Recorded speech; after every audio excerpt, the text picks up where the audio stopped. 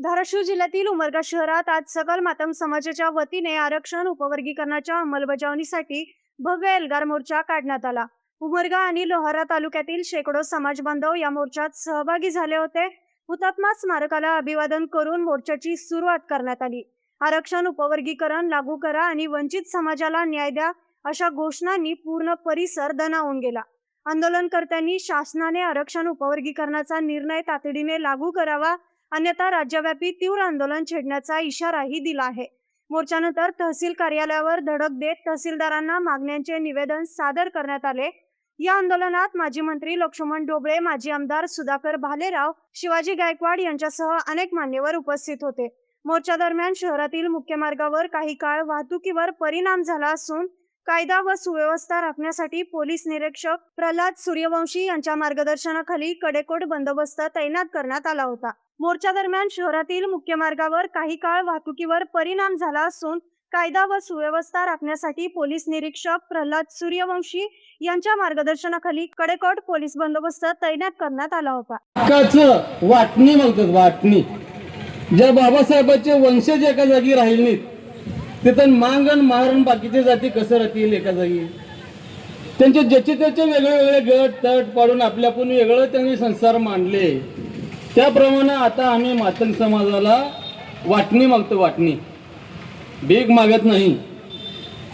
आमच्या आजोबानानं कमवून ठेवलेल्या त्याच्या हिस्सापैकी हिस्सा मागतो, हिस्सा आमची वाटणी मागतोय। मित्र, काल परवा एक मोर्चा झाला आमचा, एक सलग 3 वर्ष निवडून आलेला गोडबोड्या माजी आमदार या ठिकाणी मातंग समाजाबद्दल काहीतरी बोलून गेला।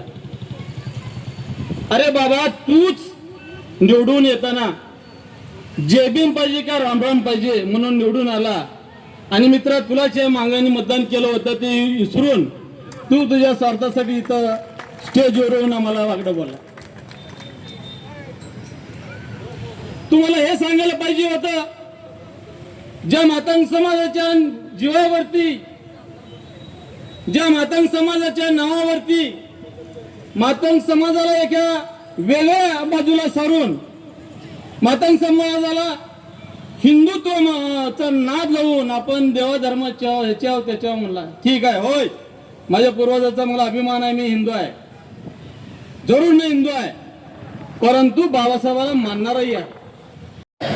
डॉक्टर बाबासाहेब आंबेडकरांनी महाडच्या 14 तळ्याचं आंदोलन केलं, महात्मा गांधीनं मिठाचं सत्याग्रहाचं आंदोलन केलं। आता हे वेगवेगळे लोक 8-8 दिवस 15-15 दिवस उपोषण करतात का त्यांच्या पोटात काय अन्नाचा साठा बांधून ठेवलाय का?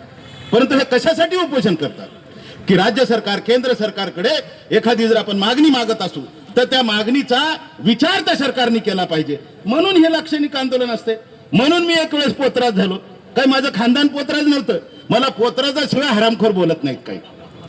आता दिसतोय का मी पोतराज? इमानदारीनं सांगा बरं, कळवा बरं तर त्यांना पोतराज हाव का मी तरी? अरे पण ते जगात गाजलं आणि ते गाजलं तर गाजलं, ती अवस्था आमची वाईट आहे। त्याचं एक निदर्शने करण्यासाठी म्हणून मी ते झालो होतो। आणि एवढंच नाही, एक बाबा त्या लातूरला आला, आंबेडकर चळवळीचे नेतेवरी बसलेले, काय वेड्यासारखा बरगळायला लागला, ए पोतराजा, ए बोकडा मला। आता मी बोकुड हा, 4 पाय आहेत का मला? त्याच्यासारखाच माणूस, हे बोकड्या म्हणे 10 वर्ष आमदार केलं झालता, तू काय केलास म्हणे? मी म्हटलं कशासाठी विचारायला, मला काय कळालं नाही, मी आवर्जून ऐकलं। म्हणे एक पत्र काढलं, हे काय माझ्या हातात आहे, मी त्यावेळेस भारतीय जनता पार्टीमध्ये अनुसूचित जातीचा प्रदेशाध्यक्ष होतो आणि मी डॉक्टर बाबासाहेब आंबेडकर फाउंडेशन, देशाचे प्रधानमंत्री नरेंद्र मोदी साहेबांनी 400 कोटी रुपयाचं बजेट देऊन डॉक्टर बाबासाहेब आंबेडकर फाउंडेशनची निर्मिती केली आणि त्या ठिकाणी भारतातल्या सगळ्या राज्यातील जेवढे जेवढे काही महापुरुष आहेत त्यांची यादी नेमणूक करण्याचा अधिकार कुणाला आहे? तर ते डॉक्टर बाबासाहेब आंबेडकर फाउंडेशनला। जी अंगणातली तुळस आहे त्या तुळशीच्या कुंडीजवळ हा कायदा आणून ठेवलाय। आता कुणी हिसकावून चोरून नेईल अशी भीती राहिलेली नाही, आता हा तुमच्या मालकीचा आहे। अशा वेळेला फक्त कायदा कशासाठी, कुणासाठी आणि किती वापरायचा एवढं कळायचं ज्ञान तुम्हाला झालं तर मग ह्या सगळ्या गोष्टी नीट आपल्याला समजू शकतात. त्या दृष्टीनं आपण विचार करावा. माय बहिणींनी या सगळ्या हक्काबद्दलची जाणीव भूषण कुमार गवईने, मेश्राम साहेबांनी, खरातांनी, या सगळ्या लोकांनी जे आपल्याला सांगितलंय ते आपण नीट समजून घ्या. आणि आज माय बहिणीचे पाया पडून मी आभार मानतो, कारण सगळी कामधंदे सोडून एक दिवस मोर्चासाठी म्हणून तुम्ही सगळेजण आलात. हातातला इळा, कोयता, खुरप कारी करून आणलात. पुढे येऊन बघ, भाजी चिरल्यासारखी चिरीन, मी बाबासाहेबांची अनुयायी आहे असं सांगण्याची ताकद तुमच्यात येऊ द्या. त्याच्यासाठी काम करा. एक औरंगाबादचा राजेश